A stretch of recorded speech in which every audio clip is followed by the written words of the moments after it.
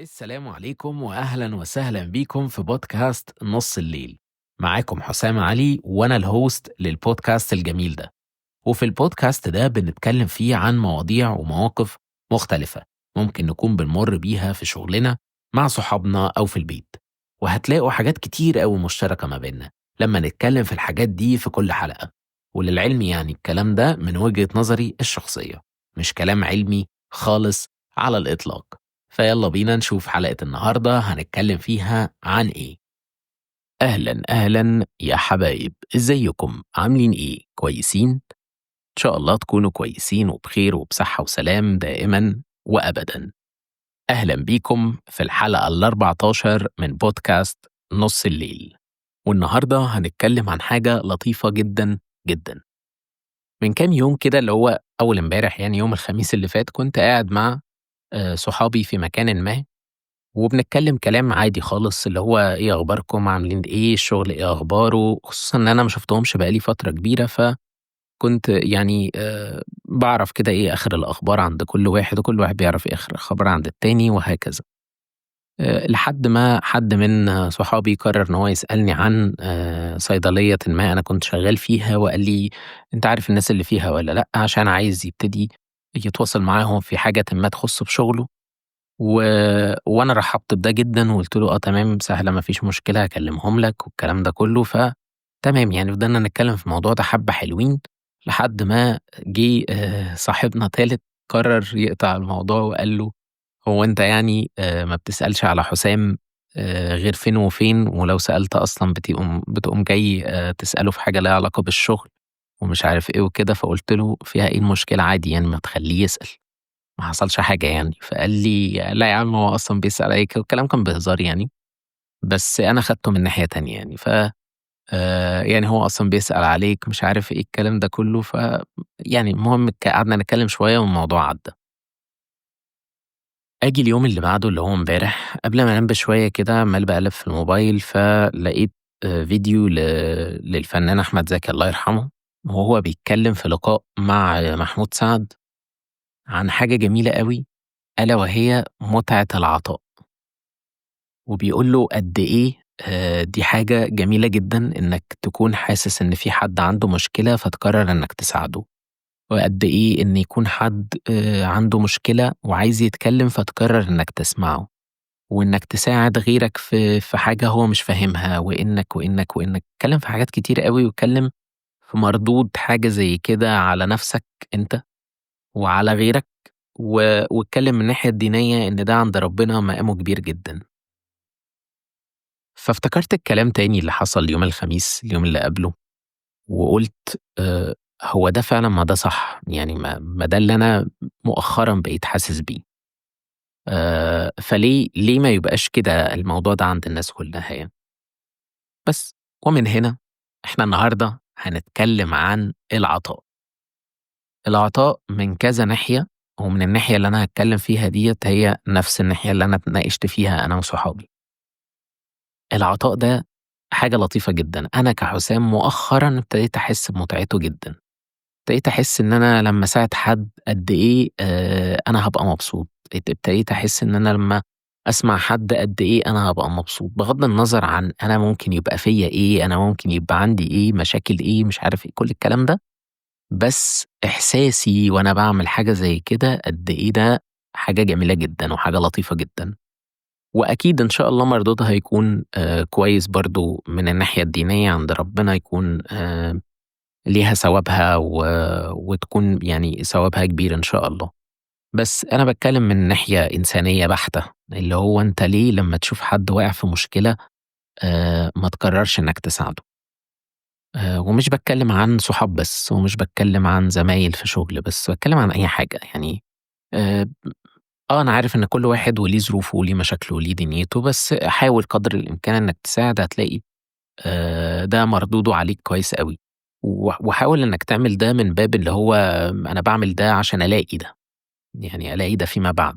أنا مؤخرًا بقيت واخدها كده 50، 50، من باب إن أنا نفسيًا هاكون مبسوط، ومن باب تاني إن أنا فيما بعد لمّا أحب ألاقي مساعدة ألاقيها. أنا لمّا ابتديت أشتغل مثلًا كنت ابتديت حرفيًا أنا من الصفر، يعني أنا ما خدتش تدريبات وأنا في الكلية في أي صيدلية من الصيدليات، مش عارف إيه الكلام ده كله. ف لمّا رُحت في صيدليةٍ ما عن طريق الصُدفة يعني من حد من اللي كانوا معايا في الجيش، جه كلّمني وقال لي: "لو عايز تروح المكان الفُلاني أنت" كلّمني يعني قال لي: "أنت اشتغلت والّا لأ؟" وكان وقتها بعد الكورونا على طول والكلام ده، كانت الدنيا واقفة خالص. فقال لي: "أنت اشتغلت والّا لأ؟" قُلت له: "لأ لسه بادوّر." فقال لي: "طَب ما في صيدلية في أنا كنت فيها ورايح في مكان تاني لو حابب تيجي تشتغل وناس جميلة جدًا." وهيعلّموك لو أنت ما تعرفش أي حاجة والكلام ده كلّه. فرُحت وقعدت معاهم واتكلّمت والمديرة كانت محترمة جدًا ولذيذة جدًا ولطيفة جدًا وكانت يعني حرفيًا معتبراني كإنّي ابنها يعني وبتعلّمني كل حاجة بكل أريحية ومش شايفة إن أنا كده يعني مثلًا متدلّع إن أنا ما اتعلّمتش أو ما اتدرّبتش وأنا في الكلية، دي غلطتي إن أنا ما اتدرّبتش وقت ما كنت في الكلية. بس هي ما شافتش ده، يعني ما شافت إن أنا في potential ما في مكانٍ ما جوايا وإن أنا هاقدر أتعلّم أسرع والكلام ده. أخدت أسبوعين تدريب قاسيين جدًا وبعد كده ابتديت أشتغل معاهم على طول. فدي دي حاجة لطيفة، هي بتعمل ده مثلًا من باب إنها عايزة حد يشتغل معاها تمام، ما فيهاش مشكلة خالص. بتعمل ده من باب برضه إنها عايزة تلاقي اللي يساعدها قدّام، فده برضه ما فيهوش أي مشكلة. أنا بقى خدت الحتّة دي وبقيت باعملها فيما بعد من باب إني ألاقي فعلًا حد يساعدني فيما بعد. يعني بقيت لمّا حد ييجي الشغل وهو ما يعرفش حاجة، باحس إن هو ممكن يكون متدلّع بس أنا كنت في نفس مكانه في نفس الوقت، يعني أنا في وقتٍ ما كنت في مكانه. ولمّا باحس إن حد مكسوف أوي يعني من المكان اللي هو فيه ده، أو شايف إن هو كان يعني نظرتنا ليه إن هو كان متدلّع مثلًا وقت الكلية أو كده، فباخد الموضوع ببساطة معاه وأقول له أنا كنت مكانك وأنا كنت زيك في نفس الوقت وكل الحاجات دي في حاجات كتير مش هتبقى فاهمها في الأول، بس مع الوقت هتفهمها وفي حاجات هتحبها وفي حاجات مش هتحبها، الكلام ده كله يعني. ودي طبيعي يعني في أي شغل وفي أي مكان أنت طبيعي إنك تلاقي حاجة كويسة وحاجة وحشة، وطبيعي إنك تلاقي حد فاهم وحد مش فاهم. فأي حاجة من الحاجات اللي بتحصل دي طبيعية جدًا. بس اللي مش طبيعي إنك ما تساعدش، اللي مش طبيعي إنك تبقى فاكر هنربط الحتّة ديّة مع الحلقة اللي فاتت اللي ليها علاقة بالرزق. اللي مش طبيعي إنك تبقى فاكر إن في حد هييجي ياخد رزقك، إن زي ما قُلنا في الحلقة اللي فاتت إن ربنا كاتب لي حاجة بشكلٍ ما في وقتٍ ما، أنا ما فيش أي حد هيقدر يمنعها عني، أيًا يكن هو مين. ما فيش حد هيقدر يمنعها عني، طالما ربنا كاتبها لي فخلاص هي هتتم، هتتم. فما تفتكرش إن في حد جاي جنبك في شغلك هياخد رزقك، هياخد فلوسك، هياخد مكانك أيًا يكن. ويا سيدي الفاضل لو في حد جه وحسيت إن هو بياخد مكانك خلّيك عارف ومتيقن ربنا شايل لك حاجة في مكانٍ ما تاني أحسن. ما تحاربش فيه بقى، ما تضربش فيه في شغله، ما تبوظلوش دنيته. في ناس كده، في ناس بجد يعني عندها الأذية دي حاجة بشعة، اللي هو أنا إزاي ده ييجي يطلع عليَّ في شغلي، إزاي ده مش عارف يعلّي عليَّ، إزاي ده مش عارف يعمل إيه. الموضوع ما بيمشيش كده خالص، خالص. يعني الدنيا أبسط من كده بكتير. الرزق زي ما اتكلمنا وباقول كل شوية دي حاجة مكتوبة لك، ولو أنت تيقنت إن ده رزق ومكتوب لك في أي مكان أيًا يكن، فأنت هتبقى مرتاح جدًا وأنت شغال في أي مكان. وإنك تروح تشتغل في مكان جديد ده رزق، وإنك تتعلم منه شوية أو يعني تتعلم شوية حاجات وتتخنق منه وتمشي، فبرضه ده اعتبره رزق واعتبره بس ما تتسلطش على الحاجة، يعني ما تفتكرش إنك عمّال بتتنطط أو تتبطر على النعمة يعني عشان بس ما حدش ياخد كلامي ده ويقعد يتنطط من مكان للتاني من نوع من إن هو بيتبطر على النعم اللي ربنا كاتبها له يعني. آمم، أنا يعني باحس بصراحة إن حتت الرزق والعطاء ديّة الاتنين مع بعض دول حاجات لطيفة جدًا، لو الشخص حطّهم في دماغه، لو الشخص فكّر فيهم بشكل يعني من الناحية الحلوة هتلاقيه مبسوط جدًا. فكرة ال الصدقة اللي اتكلّمنا فيها برضه المرّة اللي فاتت، هي تدخل جوّه العطاء، إنّك لمّا تساعد حد في حاجة آمم فلنفترض مثلًا زي ما اتكلمنا إنك مثلًا بتقبض 10 جنيه على سبيل المثال، وقررت إنك يعني تطلّع 2 جنيه لوجه الله، فال2 جنيه دول قد إيه، قد إيه، قد إيه كان ليهم أثر في مكانٍ ما تاني على شخص تاني كان مستني حرفيًا ال2 جنيه دول يساعده في حاجةٍ ما. بالنسبة لك هم ما كانوش حاجة أو كانوا 20% من مرتبك، يعني مش حاجة الجامدة يعني اللي تقطم مرتب، بس بالنسبة له هو كانت كل حاجة. فلمّا تقعد تفكّر فيها كده، ولمّا تحُط نَفْسك مكان الشخص التاني ده اللي هو أنا مستنّي إيه، فهتحس قد إيه الموضوع جميل جدًا. فاهم؟ اقعد لِف فيها كده ما بتخلصش، هي ما بتخلصش وهتلاقيها الموضوع لطيف وجميل جدًا. وإحنا اتكلّمنا في حتّة برضه إن ربنا بيحُط ناس أسباب لمساعدة ناس تانية، فليه أنت ما تكونش ده؟ يعني ليه أنت ما تكونش السبب في مساعدة غيرك؟ ليه أنت تفكّر دايمًا إن لو حد ما بيسألش عليك بقى له فترة، ف جه يكلّمك في مرّة من المرّات بيسأل على حاجة أو بيستشيرك في حاجة ليها علاقة بشغل أو ليها علاقة بأي حاجة في الدنيا، إنّك ما تساعدوش عشان هو ما بيسألش عليك بقى له فترة، ما فيهاش مشكلة، أنا باشوفها من ناحية لطيفة جدًا إن ربنا فكّرك أنت فكّره بيك أنت عشان أنت اللي تساعده. فليه ما تبُصّلهاش من الناحية دي، ليه ما تبُصّلهاش من ناحية إنّك أنا هاساعده عشان أنا ربنا حطّني في الحتّة ديّة إن أنا هاساعده، و و وإن مردودها برضه هارجع وأقول مردودها هيبقى عليك عالي جدًا ولطيف جدًا وأنت هتبقى مبسوط وهو الشخص التاني ده هتكون ساعدته في حاجة وإن شاء الله تاخد عليها ثواب وأجر يعني. فأنا بقيت باحسبهاش بقى بإنّك بتسأل عليّا، ما بتسألش عليّا، دي حاجة ترجع لك، دي حاجة ترجع لي. في الأول وفي الآخر إحنا بقينا كلّنا مشغولين، واللي عنده شغلانة و2 و3 واللي عنده بيت ويعني مراته وولاده أو لسه بيتجوّز أو لسه خاطب وبيفكّر يجهّز، يعني في مشغوليات كتير أوي كده أنا ما أعرفهاش، وأنت نَفْسك في مشغوليات عندي كتير أوي أنت ما تعرفهاش، فبطبيعة الحال كلّنا مشغولين وكل واحد وعنده ظروفه وكل واحد وعنده حاجته. فما نزوّدش على بعض لمّا آجي أتصل بيك مثلًا أقول لك ساعدني في حاجة، يعني حاول تساعد على قد ما تقدر حاول تساعد، ما ت ما م يعني ما تحسّسش الشخص التاني ده إن أنت إن هو تقيل عليك، يعني بلاش الحتّة ديّة عشان صدّقني لو أنت في مرّة من المرّات قررت إنّك تساعد بجد وبقلب، ممكن ده يغيّر حياة شخص يعني 180 درجة.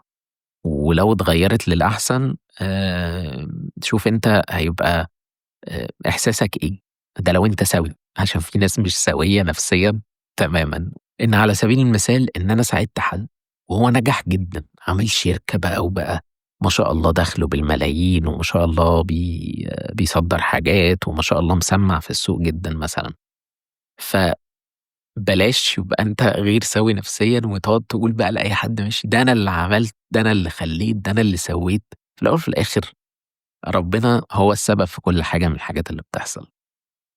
إحنا مش حاجة إلا إن إحنا عبارة عن يعني عامل مساعد مش أكتر، يعني ربنا هو اللي ليه السبب الأول والأخير، وأنت بعد كده ليك عامل في العوامل دي، لكن ما تقولش أنا اللي عملت وأنا اللي خلّيت وأنا اللي سوّيت وأنا اللي ساعدته وأنا اللي وصّلته، لأ، ما فيش يعني لإن أنت ساعات خلّي ده ما بينك وبين نفسك، سِر كده ما بينك وما بين ربنا وما بينك وما بينه وما بين ربنا، يعني ما بينكم أنتم ال3 كده، أنت اللي ساعدته، هو ممكن يكون شاكر لده جدًا وشايف إنك أنت اللي عملت، بس ممكن برضه ما يكونش أنت ده السبب خالص، يعني ممكن يكون ده في الأول وفي الآخر قُلنا ربنا هو المسبب الأول والأخير، بس اللي بعد كده ممكن ما يكونش أنت، ممكن يكون أنت يعني كنت حلقة وصل بسيطة خالص، ترس صغنن خالص، خالص، خالص، لكن الترس الأكبر كان في شخص ما بعد كده، فما تحاولش إنك يعني تتقنعر بقى فيما بعد وإن أنا اللي عملت وأنا اللي خلّيت وأنا اللي سوّيت، لأ، فافرح للشخص اللي عمل حاجة زي كده وخلّيك مبسوط لنجاحه وبتتمنى له الخير عشان ربنا يعني يحُط لك الخير أنت كمان فيما بعد، و وهتحس إن قد إيه أنت مبسوط، لكن هتقعد بقى تُثقل على نفسك في إنك أنا اللي عملت وأنا اللي خلّيت وأنا اللي سوّيت، خالص ما بتتحسبش كده نهائي، ما بتتحسبش كده يا صاحبي زي السويسي كده ما بيقعد يقول في كل فيديوهاته، ما بتتحسبش كده يا صاحبي. ف فالموضوع بسيط، والله يعني اتمنوا الخير لبعض، حُط نفسك مكان حد تاني، بلاش تفكّر التفكير الغير سوي نفسيًا ده، عشان ربنا يكرمك إن شاء الله وتكون آآ يعني قادر إنّك توصل لحاجة كويسة وربنا في الأول وفي الآخر بيحُط ناس تساعد ناس تانية، فحاول إنّك تكون أنت من المساعدين دي، يعني من الناس اللي بتساعد دي. بلاش تكون حاجة تقيلة أوي على غيرك، وبلاش تكون باصص لغيرك بصّة غير سوية، بلاش. يعني ربنا يكرمنا جميعًا ويوفقنا جميعًا في كل حياتنا، كل جوانب حياتنا، مش من ناحية شغل بس ولا أي حاجة، بس اتمنوا الخير لبعض.